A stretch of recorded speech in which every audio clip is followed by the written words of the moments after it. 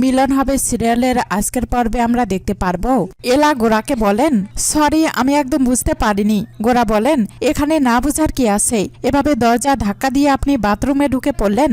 এলা বলেন, আমি কি ইচ্ছা করে চলে এসেছি নাকি? গোরা বলেন, ইয়াস, ইচ্ছে করেই আপনি আমাকে হ্যারেস করেছেন।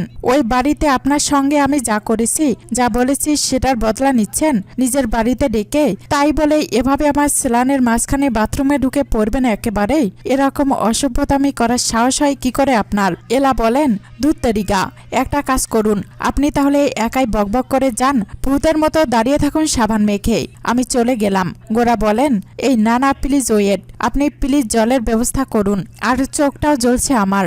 এলা বলেন, জলের ব্যবস্থা তো এখন হবে না। গোরা বলেন, মানে স্নান হবে না মানে? এলা বলেন, সবকিছুই ABCD করে বলে দিতে হবে, কারেন্ট নেই, পাম্পে চলবে না। গোরা বলেন, এতক্ষণ কারেন্টই ছিল, যেই আমি স্নানে ঢুকলাম অমনি কারেন্টে নেই? এটা আপনার প্ল্যান তাই না? আমি ঠিকই ধরেছি, আপনি আসলে আমাকে জব্দ করতে চাইছেন, রিভেঞ্জে নিচ্ছেন তাই তো? এলা বলেন, আমি রিভেঞ্জে নিচ্ছি? আমি রিভেঞ্জে নিলে আপনাকে হেল্প করব কেন? গোরা বলেন, হেল্প করতে তো ঢোকেননি আপনি। এলা বলেন, তাহলে কেন এসেছি? আপনাকে এভাবে দেখব বলে? গোরা বলেন, হ্যাঁ তাই, আপনি ঢুকেছেন কারণ আপনি অসভ্য, কোনো ম্যানেজ নেই আপনার। এলা বলেন, বেশ, আমি অসভ্য, আমার ম্যানেজ নেই, ভালো, আপনি আপনার ম্যানেজ নিয়ে সাবান মাখুন, আমি চললাম। গোরা বলেন, সরি মিস বোস, আপনি জলের ব্যবস্থা করুন। এলা বলেন, কেন, আমি কেন জলের ব্যবস্থা করব? আপনি তো আমায় বললেন এটা নাকি আমার পুরোটাই ষড়যন্ত্র, তাহলে আপনাকে আমি কেন হেল্প করব? গোরাই এলাকে বলেন, একদম নাটক করবেন না, আপনি সবটা জানেন, আমার মুখ খোলাবেন না, হাতটা ছাড়ুন। এলা বলেন, না, আমি আপনার হাতটা ছাড়বো না, আপনি সবসময় এইভাবে এড়িয়ে যেতে পারেন না মিস্টার সেন, আমার প্রশ্নের উত্তর আপনাকে দিতেই হবে। বলুন, সেই রাতে কি হয়েছিল?